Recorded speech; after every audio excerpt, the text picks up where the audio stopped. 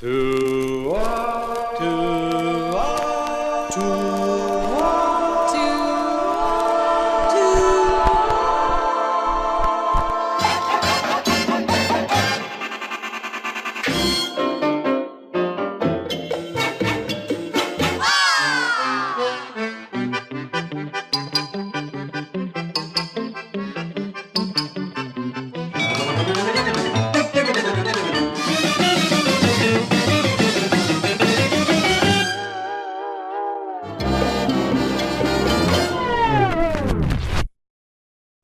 ¿Qué tal? ¿Cómo están? Bienvenidos, bienvenidas una vez más a estas actividades del segundo Festival Cultural Juan García Esquivel, que el Instituto Politécnico Nacional ha preparado para todas y todos ustedes. Por acá les saluda Daniel Barajas una vez más, con una gran invitada, conocida por buena parte de la comunidad politécnica, que el día de hoy nos estará compartiendo pues, temas de interés para todos y todas.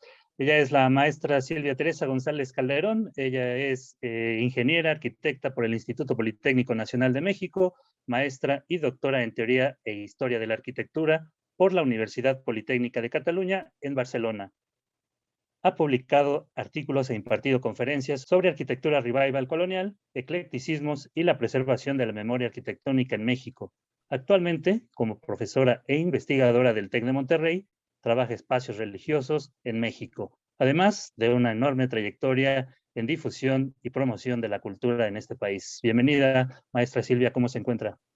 No, pues encantada de estar otra vez en mi casa, ¿no? En el Instituto Politécnico Nacional. Feliz de poder también compartir un tema que normalmente no se visibiliza, ¿no? Y que es un tema de interés, que actualmente, ¿no? Hay muchos grupos que están revisando, ¿no? Estos temas. Y felicidades al Politécnico porque esté tan interesado en la perspectiva de género. Felicidades y encantada, Daniel. Muchísimas gracias por la invitación. Estoy muy contenta. El, el gusto es todo nuestro, definitivamente, maestra. Pues comencemos con el tema que es ya necesario, además, que no es que estemos interesados, sino que es una necesidad actualmente abordar estos temas y desde distintas perspectivas, desde distintas disciplinas también, que a veces no se tocan, ¿no? Por eso vamos a abordar este tema del concepto del patrimonio. ¿Por qué el concepto de patrimonio, maestra, está ligado al patriarcado? Es que lo interesante es que no sea evidente, ¿no? O sea, desde el nombre, pater, ¿no? Y tiene una connotación, el concepto de patrimonio tiene una connotación positiva. ¿Por qué? Porque es esta herencia, ¿no? De los bienes, no es toda la herencia, sino son estos bienes valorados. Y obviamente, con la connotación de valoración, pues tiene una connotación sumamente de poder, ¿no? O sea, ¿qué es valioso? ¿Qué no es valioso? Y obviamente, ¿no? Pues todas estas narrativas patrimoniales siempre han defendido estructuras, hasta el momento, ¿no? Estructuras muy vinculadas al sistema patriarcal y omiten, no, es importante aclararlo, ¿no? No de manera consciente, ¿no? Pero omiten muchas veces, ¿no? Las expresiones de la mayoría de los grupos de la población.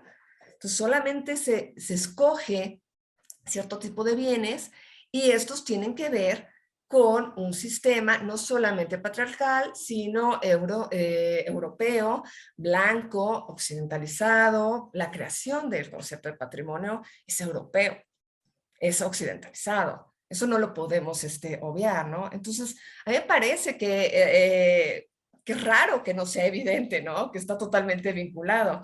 Pero obviamente hay ciertas construcciones, ¿no? Por parte de los expertos patrimoniales, insisto, que se reproducen, que pasan de generación en generación, que la academia promueve, ¿no?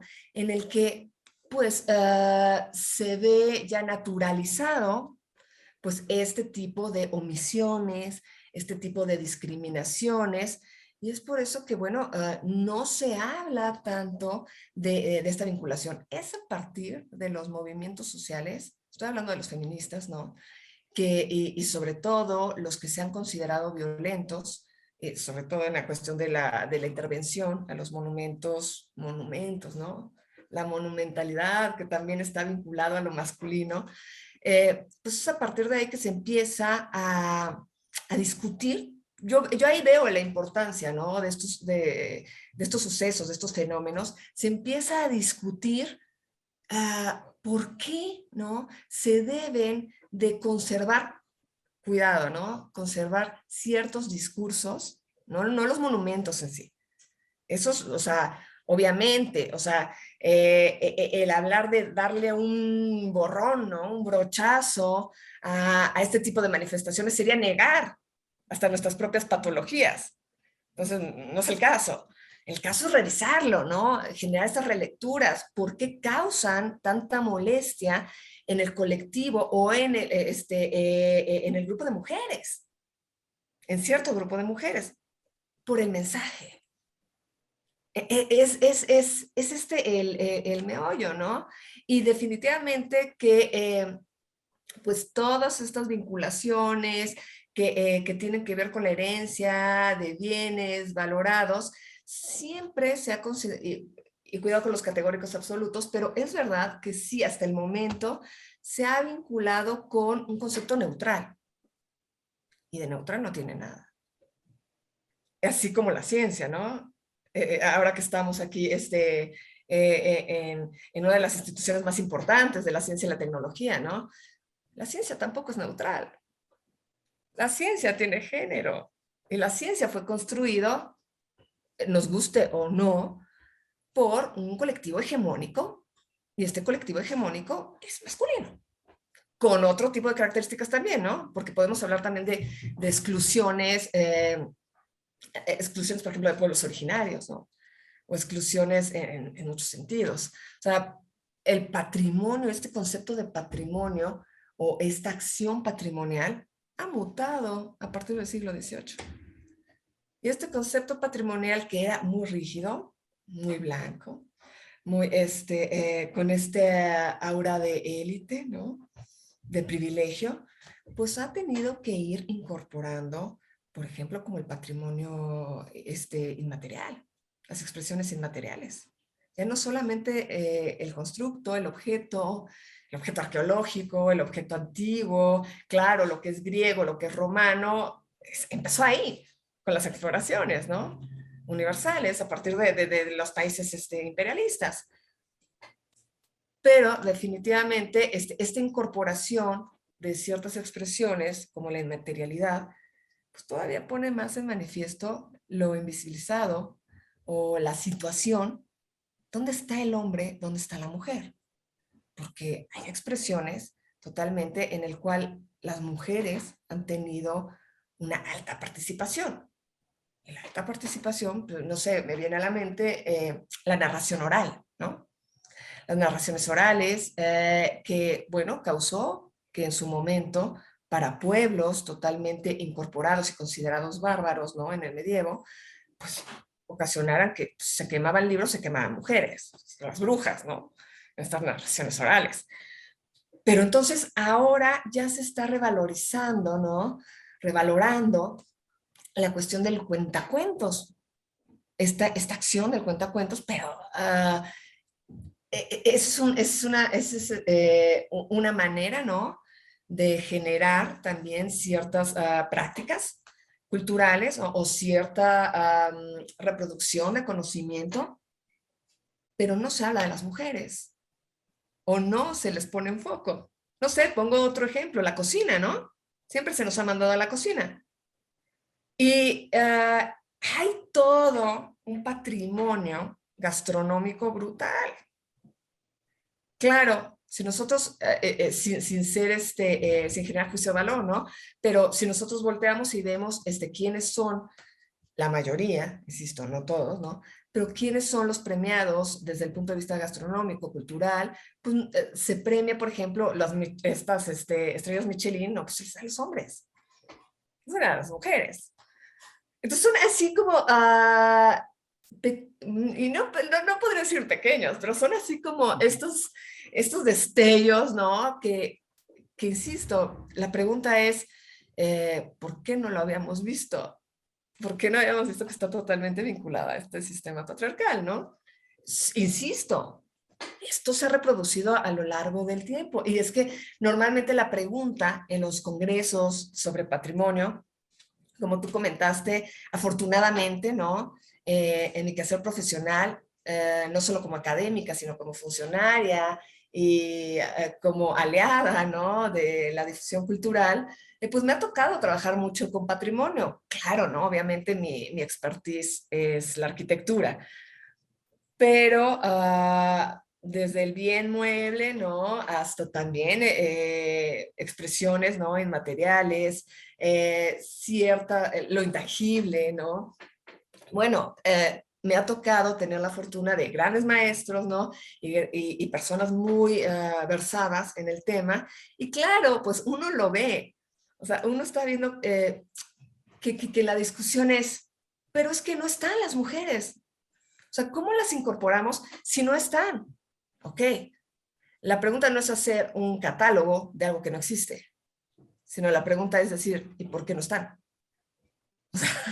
Esa es la pregunta, ¿no? Ok, no quiere decir que no exista una aportación, sino lo que quiere decir es que, pues, no se incorporaron y que tampoco tenían ciertas jerarquías, ¿no? Para generar producción cultural o este constructo cultural, sino más bien poco a poco, ¿no? Se fueron involucrando. Pienso, por ejemplo, en la arquitectura, que es uno de los documentos científicos más, con menos posibilidad de perderse, ¿no? El documento, la expresión artística plástica, pues es fácil, ¿no? Eh, y es muy normal en la historia es totalmente falseada y la historia también es selectiva y está vinculada a instituciones de poder, eso, pero básico, ¿no?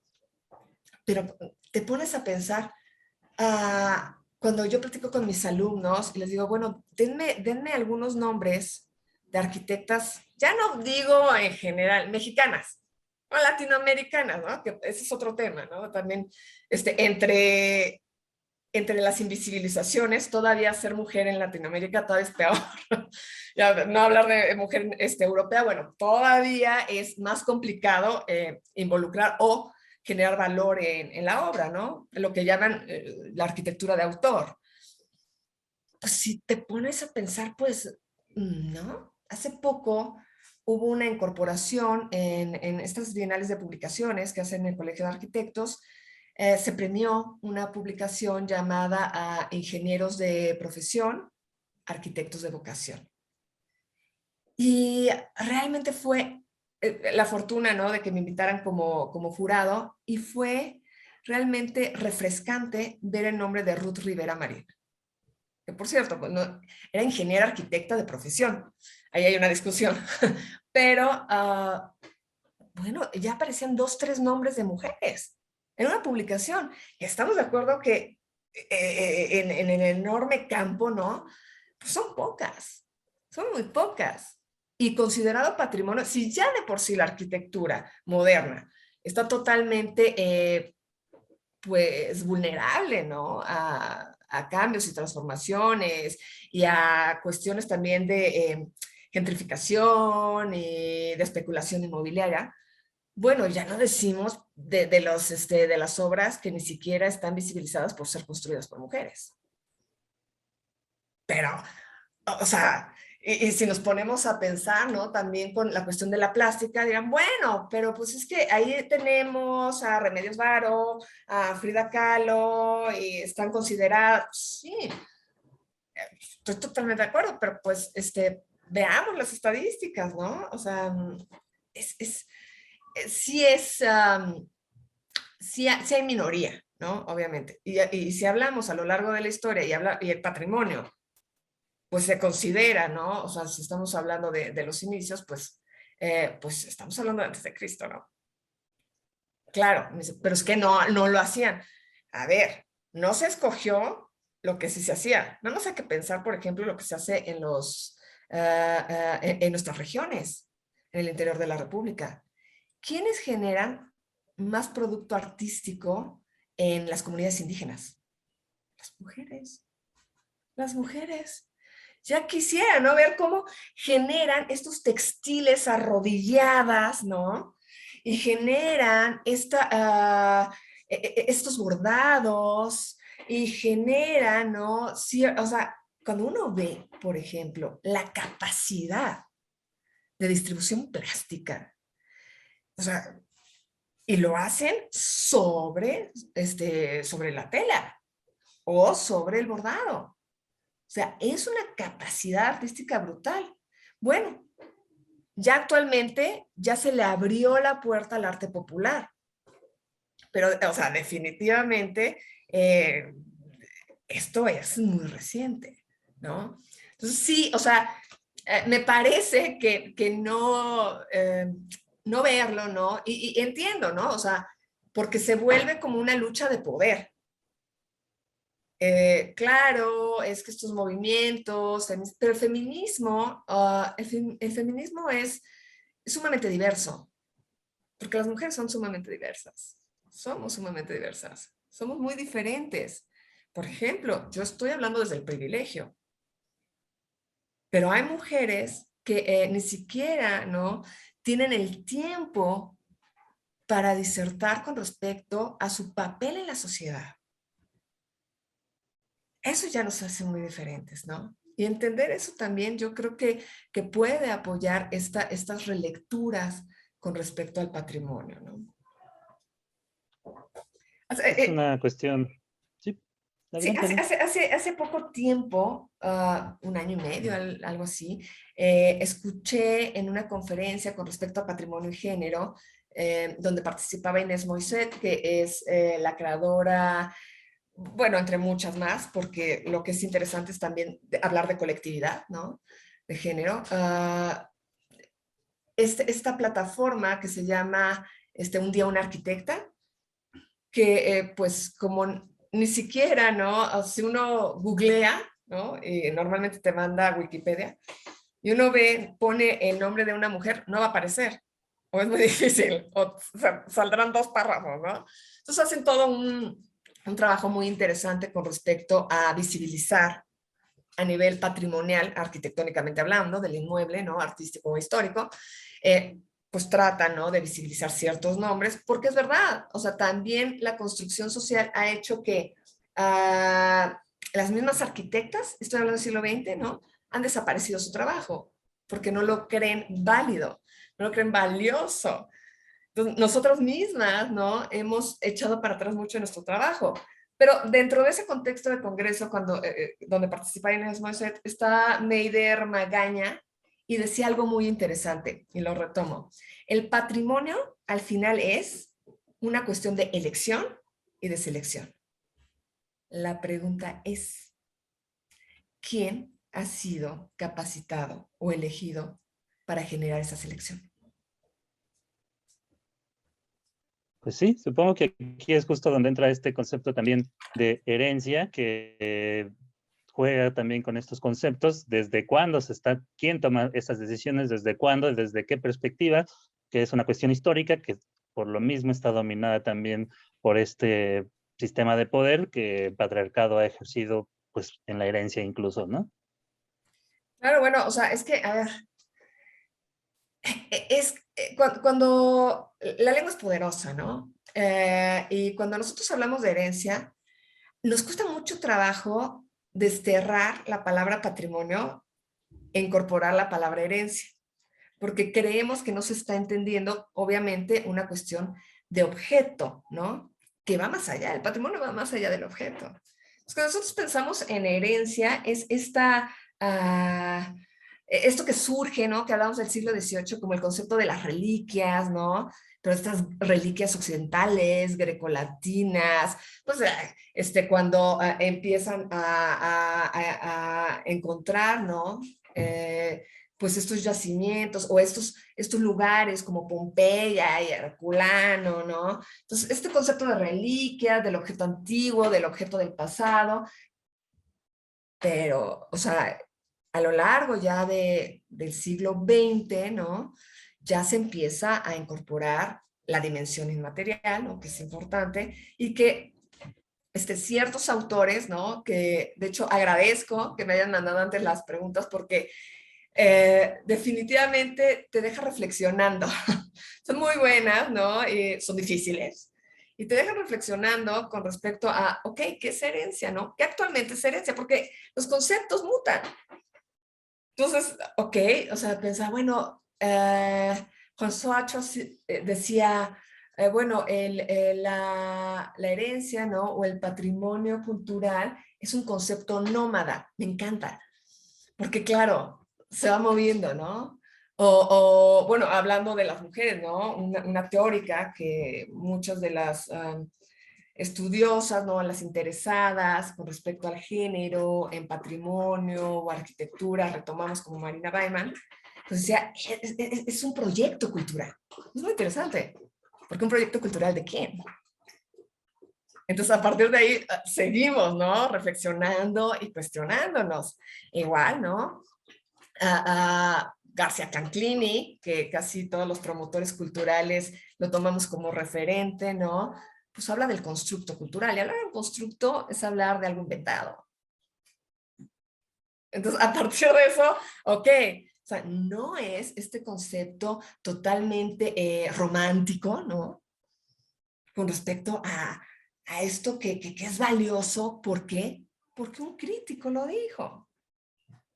Pero los críticos, los historiadores del arte, conste, ¿no? Soy historiadora, estamos llenos también de estas capas, de estas construcciones y vinculadas totalmente a las estructuras hegemónicas y de poder, nos guste o no.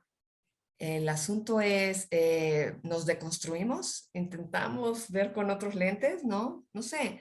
O sea, hablar, por ejemplo, de herencia, voy a hablar desde lo que yo mejor manejo, ¿no? Pues obviamente estos bienes, estas prácticas, sobre todo bienes desde el punto de vista arquitectónico, ¿no? Pues tienen un trabajo teórico, ¿no? Más robusto, ¿no? Genera muchísimo más interés, obviamente, en la conformación de los Estados-nación, del siglo XIX. Claro, ¿verdad? Pues porque este concepto también, ¿no? Que se está revisando con respecto al nacionalismo, pues necesitaba cierta historia que generara identidad. Y eso lo produce el patrimonio. Se supone que el patrimonio es un derecho humano. Pero lo interesante, ¿no? Es que este derecho humano solamente comprende ciertas culturas y ciertos colectivos, no a todos. Entonces, ¿qué está pasando? No es un derecho totalmente... cuando se habla de lo universal, entonces ya hay un problema, ¿no? O sea, no es un derecho que se esté aplicando realmente a todos.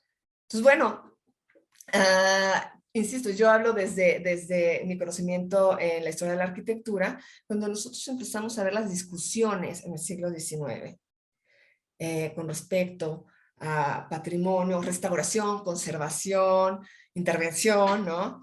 Pues hay posturas, ¿no? Como las de Viollet-le-Duc, en el cual, bueno, hay que darle un nuevo brillo, la restauración, ¿no? Un nuevo brillo a la obra del pasado, sobre todo se remitían al gótico, ¿no? A Ruskin, quien hablaba de no toquemos la obra, no nos veamos muy creativos, ¿no? Como Viollet-le-Duc, que hasta intervino Notre Dame, que es lo que se quema. Bueno, no nos veamos tan creativos, ¿no? Intentemos más bien conservar lo ya existente, porque eso nos determina también un conocimiento de lo que existió. Y no se vuelve mentira, ¿no? Un poco moralino el asunto, pero no lo toquen, viva la ruina, ¿no? O hasta Camilo Boito, el cual habla de que es un documento científico. Pero si notamos, la discusión es alrededor del objeto, no de la sociedad que lo generó. Y todo se vuelve sumamente cosificado, ¿no? Todo esto es así una cuestión de lo importante es la obra inmaterial. Pero es importante, pues porque fue importante para las monarquías, porque fue importante para el clero, porque fue importante para los mecenas, porque fue importante, sí, para las instituciones de poder. Y lo demás no existió. No, sí, sí existió. No nos importó, quizás, ¿no? Entonces, son estas preguntas, ¿no? En el cual, pues, sí, el concepto de herencia se, se va, se va transformando, ¿no? Y creo, ¿no? Definitivamente que ahora las preguntas es, ok, ¿por qué se ha generado una importancia que se vale decir, claro, es importante porque estaba vinculado al poder? Totalmente de acuerdo y totalmente válido. Pero la pregunta es, ¿y por qué se ha invisibilizado otro tipo de manifestaciones? Claro. Ahí Insisto, entonces, y el punto no es quemar en leña verde todo, ¿no? Sino preguntarse. sí, sí, justo esa es quizás la conclusión, maestra. ¿Por qué sería necesario implementar esta perspectiva de género para acercarse a fenómenos como la herencia y como el patrimonio? A ver, creo que es importante, ¿no? Sí, interpretar el patrimonio a partir de la perspectiva de género, porque va a generar, sobre todo, un replanteamiento de los discursos. ¿Por qué? Porque no solamente en cuestión de perspectiva de género, de esta supuesta igualdad, ¿no? Sino se va a permitir también permear a otras esferas. Y estas esferas también tienen que ver con la inclusión. Y no solamente de género. Y en revisiones que constantemente se pueden realizar hasta con las mismas teorías que ahorita se están utilizando para generar estos nuevos lentes. Sí creo que es importante, ¿no? Generar estas nuevas dimensiones y incluso, ¿no? Hay actualmente, lo interesante es que la literatura se está formando actualmente. O sea, no hay muy poca literatura con respecto a las discusiones del nuevo tema patrimonial. ¿Por qué? Porque hasta se habla de no utilizar la palabra. Pero insisto, la palabra es poderosa. Y utilizando un poco a Foucault, que decía, el sujeto está sujeto, ¿no? Bueno, el sujeto también está sujeto a las palabras. Entonces, ya, ¿no? Generar esas connotaciones, pues, y las discusiones. El punto no es si se cambia o no se cambia la palabra, quizás eso es forma, ¿no? No es fondo. Insisto, ¿no? Es un código expresivo, no un código de contenido.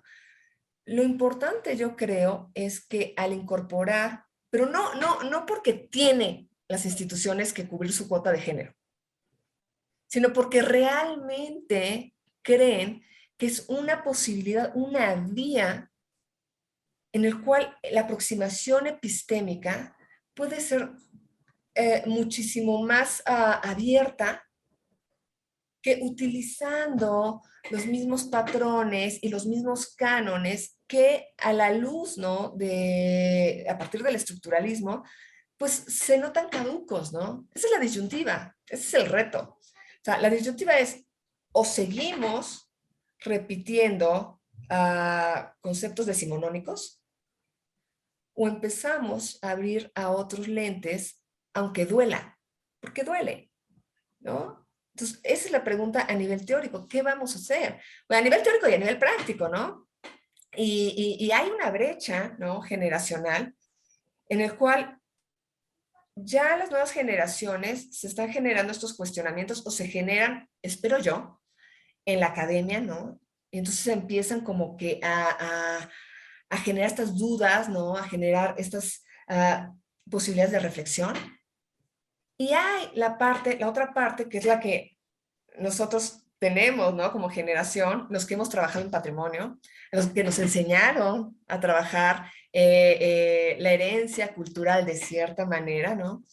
Digamos de la manera tradicional, y que nos negamos, ¿no? Completamente a cambiar nuestra visión y que creamos, ¿no? Todo un apego a lo material y olvidamos las dinámicas sociales y la complejidad de nuestro entorno. Entonces, yo creo que es el seguir revisando, porque no hay verdad absoluta, ¿no? No hay verdad escrita en piedra. Entonces, solamente el abrir a otro tipo de visiones, a otro tipo de dimensionamiento, ¿no? Yo creo que eso puede generar un enriquecimiento al quehacer que tiene que ver con lo que nosotros, a lo que nosotros nos formamos. O sea, ¿cuál es la cuestión del patrimonio? Pues somos nosotros. Pero el problema es cuando nosotros no nos vemos reflejados en el patrimonio. Entonces, ahí es donde, y esto pasa mucho con el género, ¿no? Insisto, o sea, no, o sea, a ver, si un ejemplo, ¿no? Que me gusta mucho, como repensar. Digo, yo soy fan, ¿no? De la expresión artística renacentista, pero si nosotros ponemos a ver ciertos cuadros que se basan, y no solamente en el Renacimiento, sino podemos hablar de los prerrafaelitas, no sé, podemos hablar de muchos momentos, ¿no? Hasta de las vanguardias. Pero cuando nosotros vemos, por ejemplo, ciertos temas, ¿no? Como la mitología griega, que es eso y los pasajes bíblicos es la cosa más pintada, y empezamos a ver desde el presente, ¿no? Empezamos a ver todos estos temas, son atroces, ¿no? Violaciones, o sea, raptan a las diosas, semidiosas, pues son unos atropellos masculinos brutales. Bueno, obviamente no vamos a quemarlos, ¿no? Sino sencillamente revisarlos desde el presente. Y ese es el punto, generar nuevas lecturas, en el cual, ok, lleguemos a una posibilidad de diálogo, lleguemos a una posibilidad en el cual haya un espíritu crítico también con respecto a la acción de conservación, de restauración, de difusión, de preservación. El Politécnico, por ejemplo, tiene un patrimonio, que ya me es difícil a veces utilizar la palabra, pero tiene una cantidad de obras artísticas importantes, ¿no? Que también es sumamente importante que conozca la comunidad. ¿Por qué? Porque se va a sentir orgullosa de ella. Porque forma parte entonces de la identidad del Politécnico. El saber que tiene un acervo artístico sumamente importante y que ha participado en exposiciones internacionales. El orgullo es importante también en la conformación. Pero el punto es que si hay colectivos que no tienen estas vinculaciones, tanto, ¿no? De reivindicación, pues ahí ya hay una necesidad poco atendida. Entonces, creo sinceramente que el hacer este tipo de foros, por ejemplo, permiten el preguntarnos si lo estamos haciendo bien, por qué no se toca tanto este tema, porque aunque sí se están haciendo cosas mucho más que antes, definitivamente, y no es por maldad, insisto, sino es por construcción. Actualmente tenemos esta posibilidad de estar, ¿no? Presentando o interesarnos, como diría Baba, ¿no? En las nuevas minorías, que de nuevas no tienen nada, de minorías menos, pero finalmente, o sea, así se expone, ¿no? Estamos en un momento en el cual podemos replantearnos y criticar desde el pensamiento, ¿no? No tiro connotación negativa ni positiva, criticar esto que se han vuelto costumbres, esto que se ha vuelto una acción sin análisis. Entonces, esta posibilidad de incluir, entre otras muchas cosas más, a la perspectiva de género en la acción patrimonial, creo que puede ser muy positivo y enriquecedor para nuestra acción. Definitivo, maestra, excelente, excelente reflexión, excelente también trabajo para comenzar, quienes no lo hemos hecho, a cambiar también esta visión, esta perspectiva y estas acciones también que desde la dirección, desde pues, nuestros trabajos, desde incluso no tenemos que tener un cierto nivel ahí de decisiones, desde nuestro día a día tenemos que cambiar nuestras acciones y nuestra visión, ¿no? El cuestionarnos es el primer paso y creo que esta charla ha servido de excelente manera para comenzar a ver ello. Y esto solo en el patrimonio, todas las aristas de la vida, todas las disciplinas, todas las actividades de la vida, creo que tendrían que ser reflexionadas nuevamente. Maestra, un gusto platicar con usted. Nuestro agradecimiento, en verdad, por esta charla y por darnos esta visión y este cambio también de chip que creo que es necesario para esta época. Si quiere agregar algo más, sus redes sociales, lo que guste, por favor. No, bueno, o sea, realmente, insisto, ¿no? Una vez más, felicitar al Politécnico por este tipo de acciones, por intentar, ¿no? Desde la cultura es construida, ¿no? Y el buscar generar otros nuevos planteamientos dentro de la promoción cultural y abrir espacio a nuevas maneras de ver el amplio espectro de la cultura, que esto ya de la alta cultura y la baja cultura ya es totalmente obsoleto, ¿no? Que ustedes estén haciendo ese esfuerzo, pues realmente me hace sentir muy, muy, muy feliz, ¿no? Porque son avanzar poco a poco. Lo platicaba en algún momento con amigas que realmente son activistas, ¿no? En el movimiento feminista. No me incluyo, ¿no? Mi trabajo más bien es desde las aulas. Me parece que estos pequeños, que a nosotros nos parecen pequeños pasos que se hacen, ¿no? Tanto en las nuevas generaciones como en nuestras generaciones que ya están bastante infectadas, ¿no? O sea, que realmente se estén haciendo estos pequeños pasos, porque la transversalidad, por ejemplo, de género es bien complicado, ¿eh?